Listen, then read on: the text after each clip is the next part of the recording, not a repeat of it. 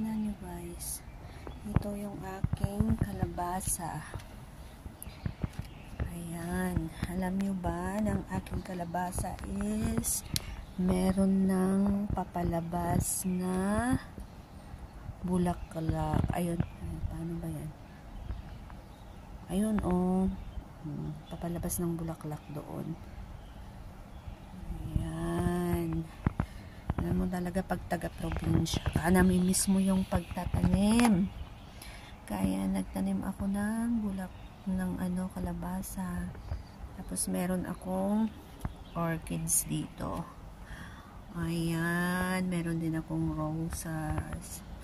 Ito, bigay ni Auntie Lou. Ayan, papalabas na yung kanyang bulaklak. Actually guys, nandito ako sa Hong Kong. Ayan, dito. Walang space na pagtataniman, so gumamit ako ng mga paso. Kasi mahilig talaga akong magtanim. Yung stress reliever ba? Pag nakikita mong maganda yung tubo ng mga tanim. Ayan.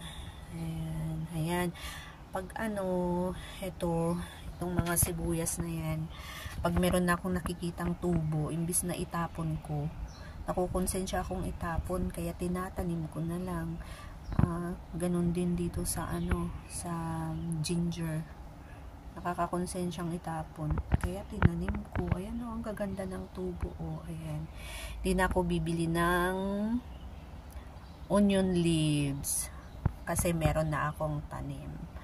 Mahal din kaya $3 yung maliit na bungkus lang ng onion leaves. Kaya ayan o, pag magluto ako, guguntingin ko lang gaya niyan. Nagluto ako, need ko ng onion leaves. Ayan o, ginunting ko. Ayan o. Napakaliit na space lang dito o sa amin. Ang liit-liit lang. Pero nakakaano kasi nakakawala ng stress yung mga halaman. Kaya nagtanim ako.